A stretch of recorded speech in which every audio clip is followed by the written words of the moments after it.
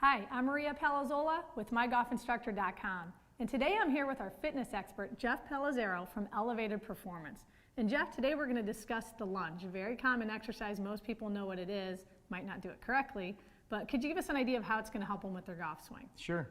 Yeah, the lunge is great because it works your body unilaterally, so you're working the lower body, much like in the golf swing when you're shifting your weight, so it works on that a little bit.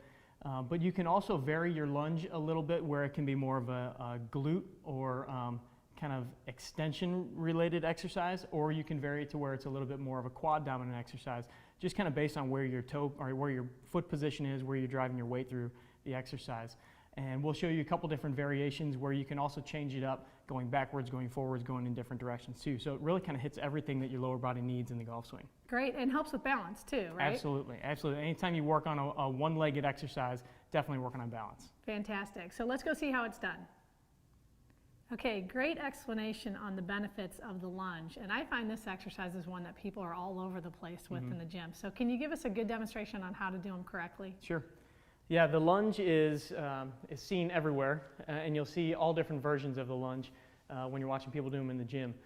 You can utilize them in a couple different ways, and basically it's a lower body exercise working on kind of a unilateral position.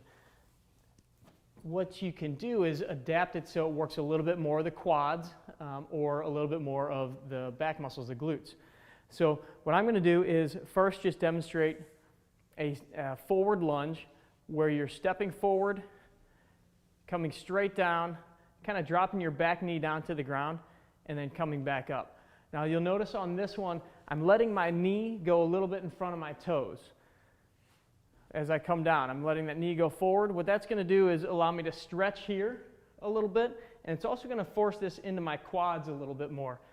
My weight's a little bit more on the front of my foot as well, so as I'm pushing back up, I'm feeling that more in my quads.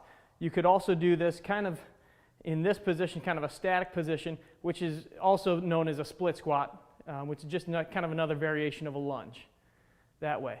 If you want it to be a little bit more of a glute dominant exercise, I'm going to keep my knee behind my toes, and I'm going to put the weight a little bit more into my heel. And now I'm feeling this a little bit more back here.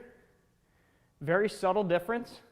So instead of being forward, I'm back here a little bit more, and that works my glutes. A couple different ways I like to do lunges are a forward stepping lunge, where I come forward and I come back this way.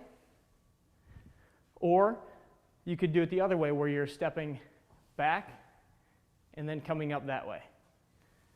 Just works them a little bit differently.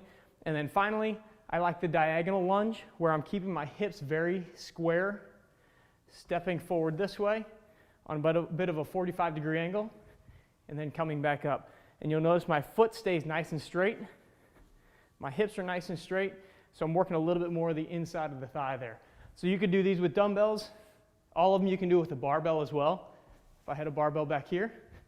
And again, it's just working your legs unilaterally, working your strength and working your power.